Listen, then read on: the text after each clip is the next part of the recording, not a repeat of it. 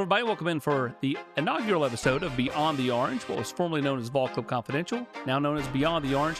Once again, though, presented by the great people at Knoxville Smiles. It's a great year right here on Rocky Top football, getting ready to start. Tonight on the show, though, we welcome Tennessee tight end Miles Kitselman.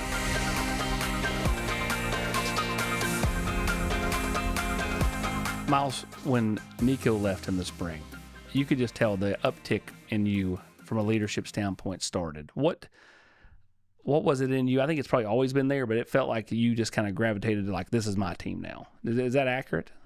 You know, you just have to step up for your team. You know, you see guys questioning what's the future going to look like. You see guys doubting, and you're a coward if you don't step up and say, hey man, this is what's going to happen. We're going to be just fine, and rally the troops. And we had multiple guys on our team do that came together, and it just made us closer and made us stronger. You did that after having an injury back in the wintertime and having to have surgery.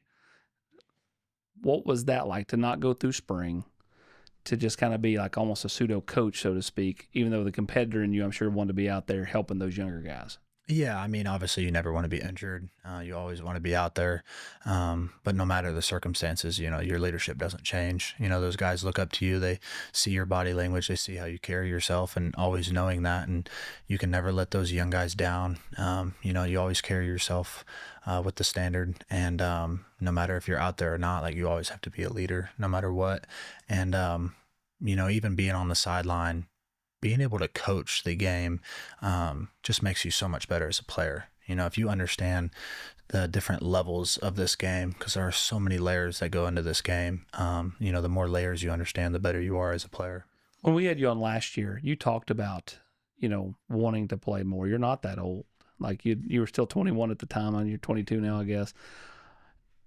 Pavia wins the appeal, and it was kind of like go time, right? Let's go try to get this extra year of eligibility. When you got the extra year, when you got the news you were going to be able to come back, take me through that feeling, because I know you really wanted more than just 1 year here.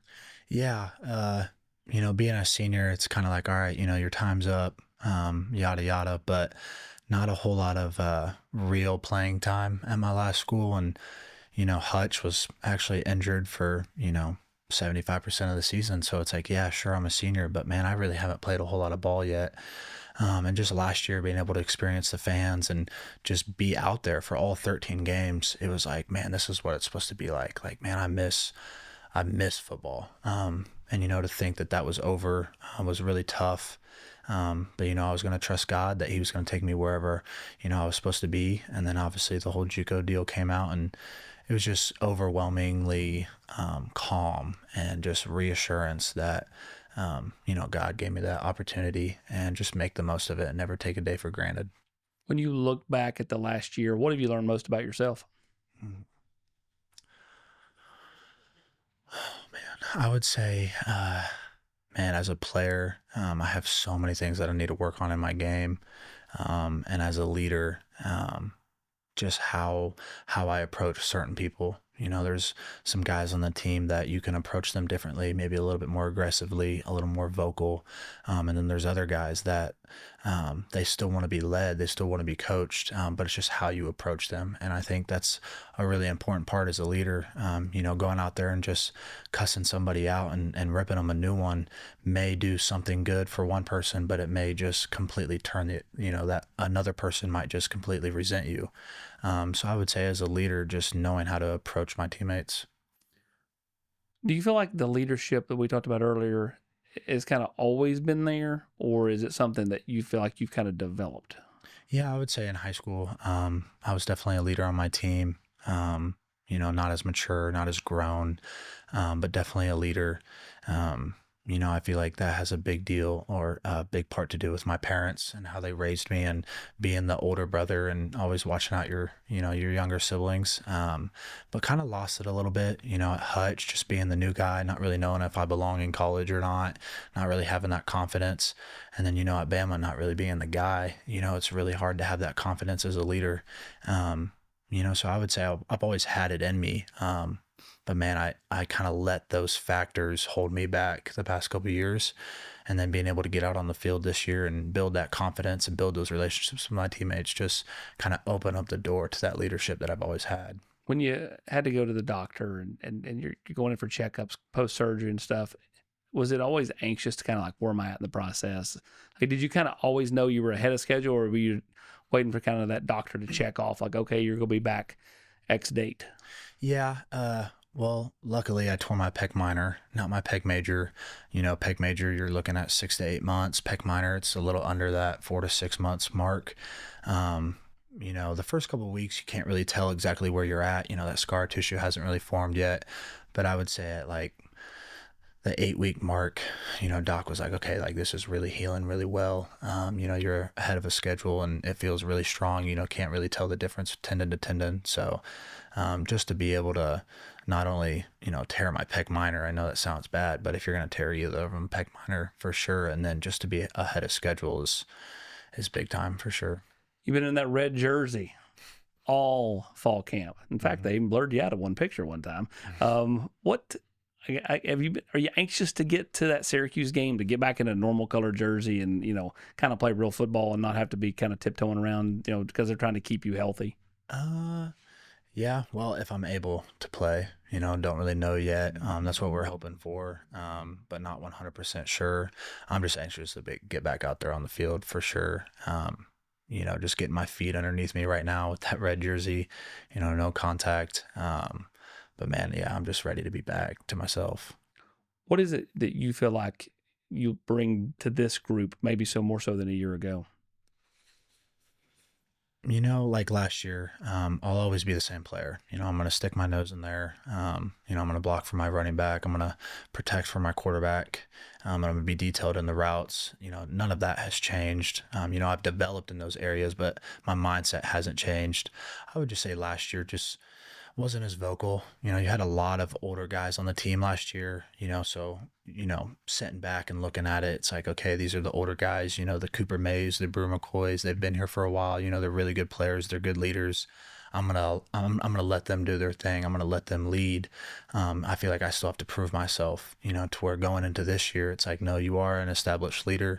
You're a good ball player, and you need to start bringing guys along with you. If you don't develop in that leadership role, that's just selfish. Not bringing, the young guys in the room, Cole, Jack, Desan, not bringing those guys along with me. Ethan's matured a ton. He's a leader himself now. But if I don't grow in that area, what does that say about me?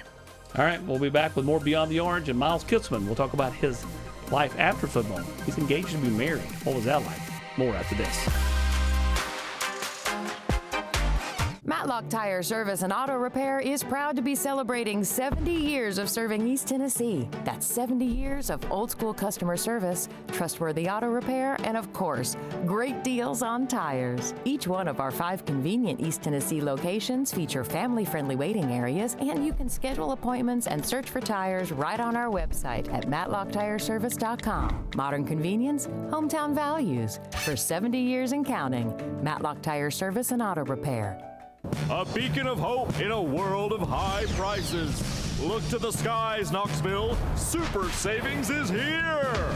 Right now, get 0% APR, 0 down, and 0 payments for 90 days on select models, plus 25,000 miles of complimentary maintenance during our Super Summer Sales event. And don't forget about back-to-school service savings on mobile, pickup, and delivery. Come see the super dealer today at either Ted Russell Ford location. What's the #1 home improvement project you can do for your house? Install an Aqua Clear water system. If you see one of our blue and green trucks coming down the road, we're on our way to help another Tennessee family get better water.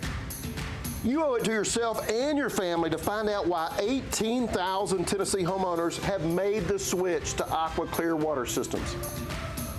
For your free water test and estimate, scan the QR code on the screen. We'll change your water. It'll change your life. Hi, I'm Matt Marshall with Exterior Home Solutions. Hi, I'm Dustin Woodson, also with Exterior Home Solutions. We are now easier than ever to find, right off of I-75 and Merchants Road. It's a new location, but the same trusted expertise in roofing and siding that you've come to trust over the past 25 years. Local quality craftsmanship, licensed and insured. For the best and most trusted name in roofing and siding, scan the QR code on your screen. Exterior Home Solutions, when it has to be the best. Beyond the Orange is presented each week by the great people at Knoxville Smiles, Dr. Malone, Dr. Costa, and Dr. Walco. We appreciate them. What makes you smile? I think I know the answer since you're engaged to be married. At least I hope I know the answer. Yeah, Haley's been awesome. Just following me in my journey and support, and she brings me peace, and she's there every step of the way. So I don't know how she couldn't make you smile. Well, how nervous were you? You don't seem like a guy that gets nervous about anything. How nervous were you though when you were proposing? Oh man, so the morning before I was going to propose, we were down in South Carolina with a couple buddies that I played with at the previous school and hanging out, and they both have, one of them's married and the other one is engaged now. And, Haley and those two girls are like best friends. And obviously me and the two guys are, best friends.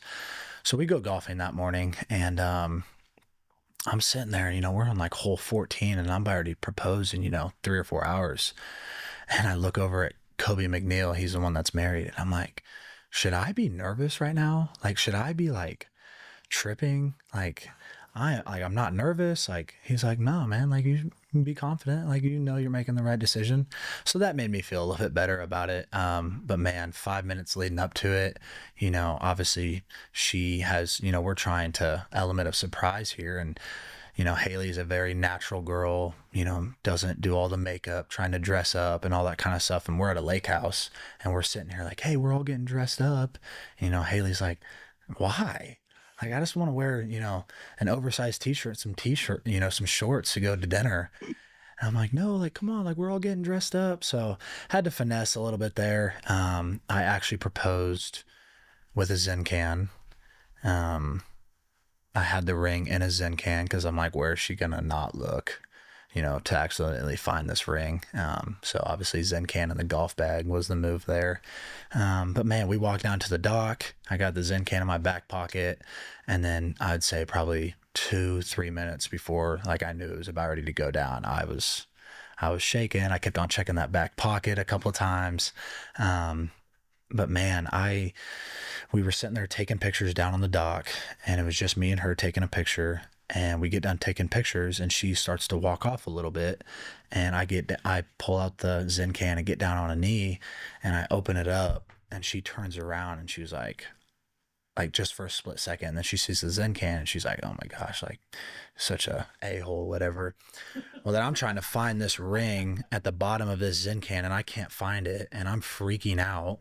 So I start grabbing these Zens and throwing them on the dock. Some of them land in the water. And then finally I find it, and I was like, babe, turn around. And then she, at that point she had made up her mind, like, this isn't happening. So it kind of took her a couple seconds to realize what was going on. But from the beginning, Haley always told me, as we started talking about the future, that she would always know when I'm about ready to propose, because I'm terrible at planning stuff. So, my number one goal was element of surprise. It's not going to be a solo walk on the beach, because you probably see that one coming. But I succeeded on the surprise part. Yeah, I was gonna say that had like a episode of 2.5 Men written all over it, where you drop the ring into the water. That's what I'm saying. Like, I would be more nervous about that than anything. Trust me, I had a death grip on that ring. Yeah, I did. Yeah.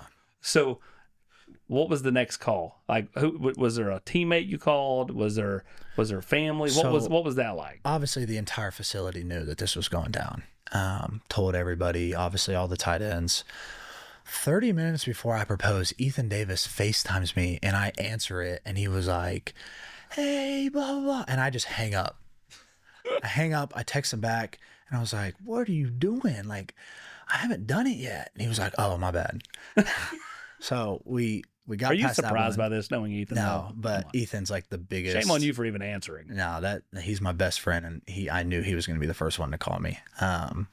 But no, I would say he was probably my first call, and then obviously mom and dad. And then after that, I kind of just wanted to enjoy the night, put the phones away, and, crack open the champagne and just remember it. Do you remember the date that you proposed? Oh, yeah. 15th. I don't know. Well, March 15th. March 15th. I was second guessing because I tore my pec 3 days later. I know. And I thought that the pec anniversary was the 15th, but I proposed on the 15th and then I tore my pec on the 18th. So a Big time. lot of stuff going on in a couple of days. And you're getting married next summer 4th of July. in Kansas, right? Oklahoma. That's North right. That's Oklahoma. right. Because it's easier for people to fly to. Yeah. I mean, I'm an hour and a half away from Kansas City. Not a whole lot of airports where I'm from. She's from Wichita. Not a whole lot of venue options. And we ended up finding a really cool place in Edmond, Oklahoma, about 30 minutes outside of OKC. So it just worked out. Think you'll be nervous then too, or no? Oh, I'm sure I will be, yeah. Honeymoon? You got a honeymoon planned? We do not. Lord willing, I'll be. That's the the reason why NFL. it's 4th of July. So, planning around OTAs and mini camp and fall camp and all that kind of stuff. But we decided we're going to get married, 4th of July, take those couple of days to enjoy it. And then, I'll hopefully be reporting for camp in a couple weeks. So get my body back right and all that kind of stuff. And then, the following off season, we'll probably have the honeymoon yet. But we're planning on something tropical. So we don't really know yet. Well, we wish you the best of luck with that. When we come back, we're going to talk about a little venture he's got going on with his NIL while he's here at Tennessee, and we'll get you prepared for this 2025 season. He's Miles Kitselman. I'm Austin Price, and you're watching Beyond the Orange, presented by Knoxville Smiles. Brought to you by Food City. It's the Ask Coach Heupel Show. Hello, and welcome to Ask Coach Heupel. I'm your host, Josh Heupel. Glenn asks, Coach, how does one join the Vol Navy? It's a great question. Well, Glenn, you don't necessarily need a boat. You need a friend with a boat. Always arrive with beef, fresh cut by a Food City butcher, and you'll be welcomed aboard. This has been Ask Coach Heupel. With me, Coach Heupel.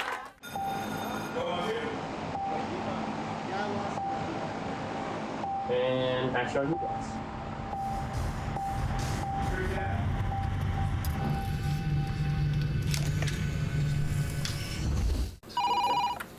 Knoxville Smiles depend on us to make you smile better.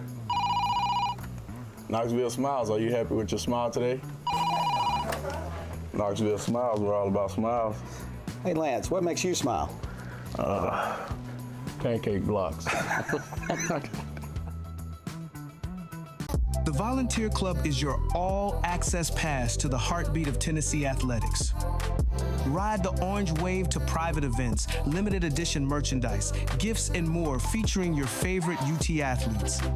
Fuel the tradition, celebrate the wins, and stand shoulder to shoulder with the Volunteer family. The Volunteer Club is the home of the most passionate volume fans. Join us today. Do y'all remember how much fun we had finishing on the field inside Neyland Stadium for the Covenant Health Knoxville Marathon? I've got some friends with some really good news for you. Join us inside Neyland Stadium on October the 18th for the Finish on the Field 5K, presented by the Garza Law Firm. What a great way to start the third Saturday in October. It's the Finish on the Field 5K, presented by the Garza Law Firm. Visit finishonthefield5k.com for more details. This is a race where everybody wins.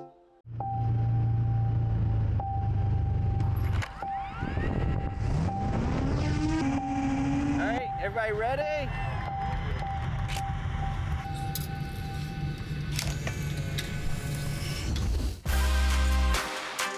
The great law firm of Garza Law. Let us help. Who's helped you the most since you got to Tennessee, Miles? I would definitely say Coach Abe's just guided me in my journey, just on and off the field of how to take care of myself and the development in my game, and he's just always been there for me. Have you played golf together?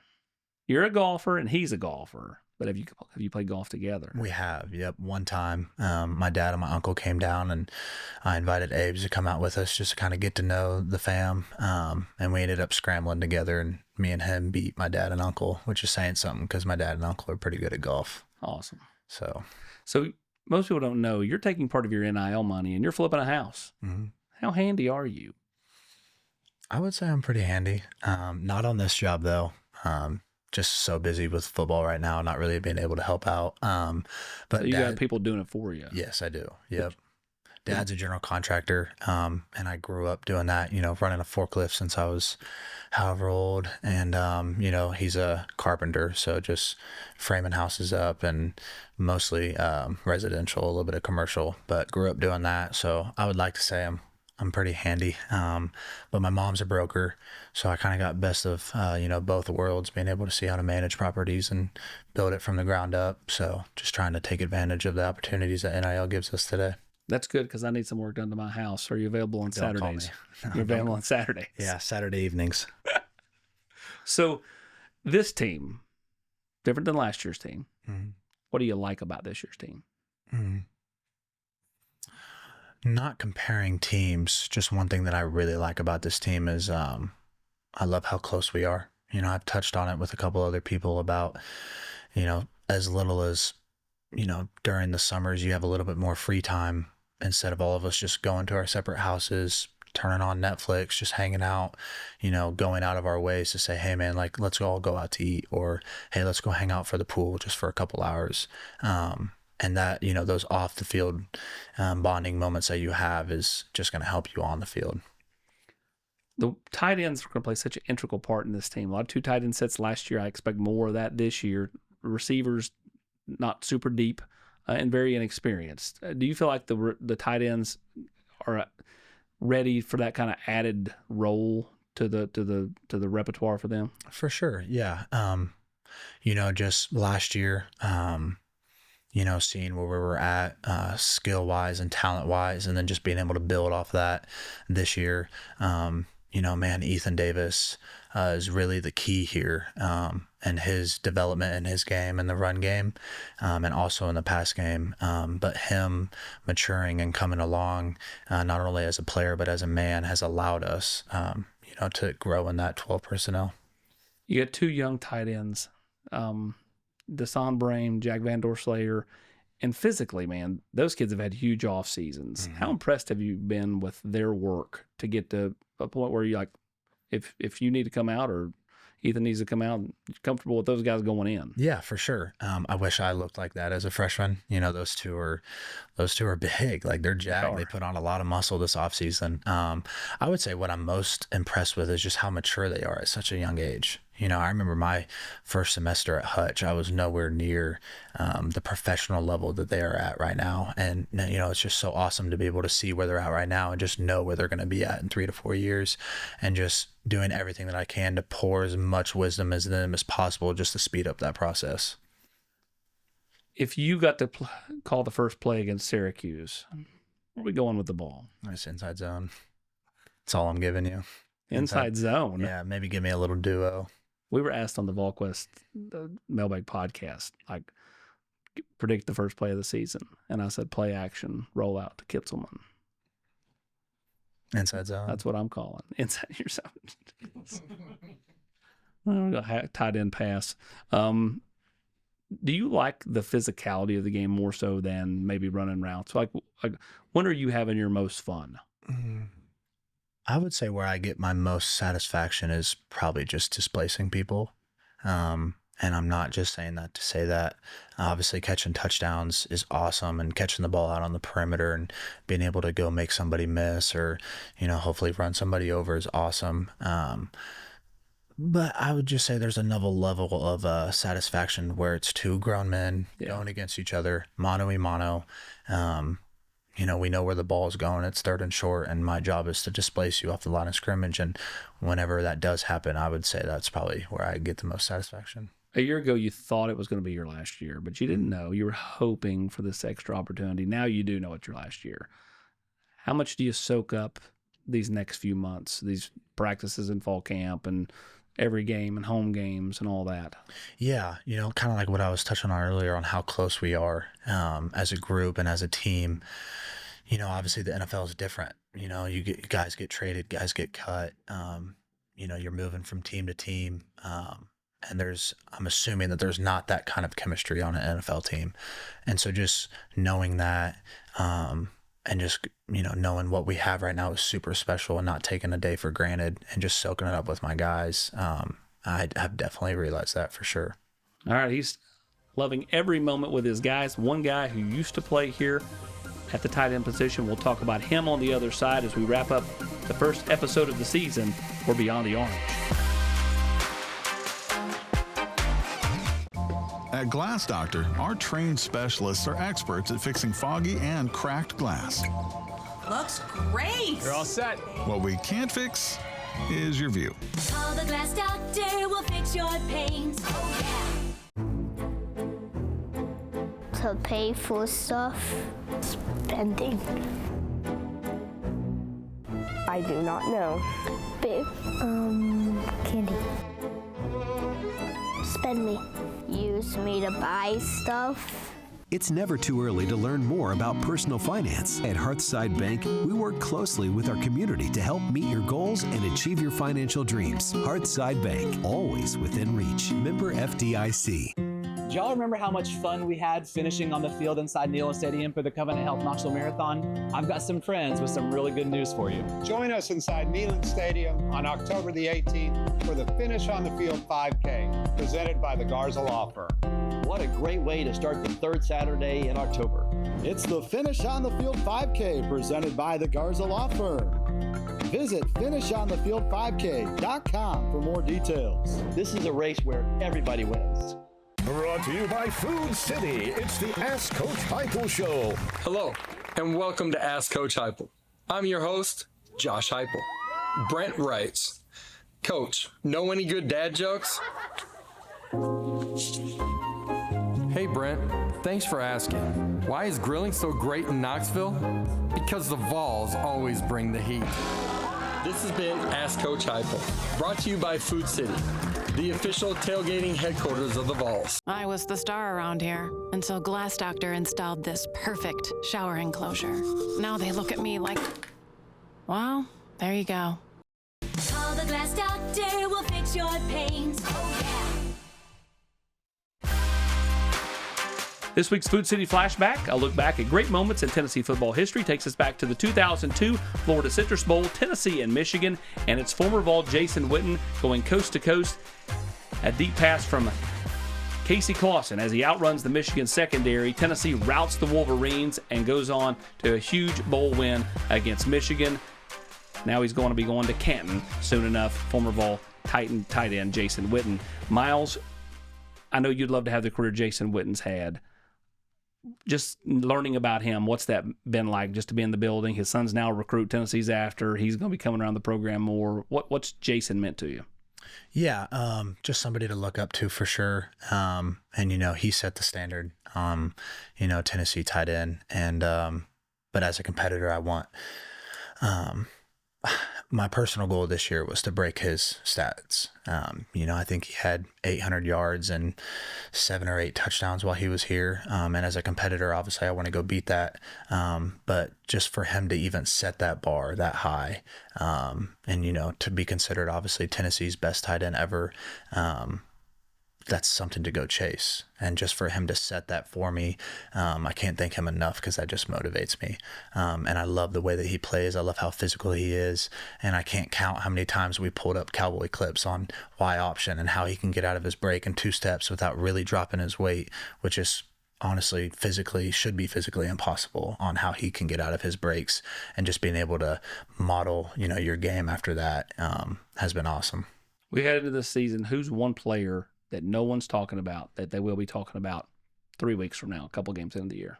We got a lot of young cats on this team that are going to play a lot for us. I would say, Braylon Staley, I think, is somebody that has been looked over, at the slot position. Not only is the kid, not only is, Braylon a great player, but just the way that he handles himself as a professional and as a leader, he's grown so much, and he's going to be a vital weapon for us this year. When you look at this team to go and do the things you want to do to get back to the college football playoff, what will this team have to do well all year long? Maybe some things you all have worked on, some things you put some focus on. Where does this group got to be, peaking at certain places to get back to the CFP? Yeah, Coach Hype talks about it all the time. Strain harder for longer, attack. I think it's that simple. The X's and O's are going to fall wherever they fall. But, man, if you don't go out there and attack and strain harder for longer, then we don't have a shot. Miles, we appreciate you coming out.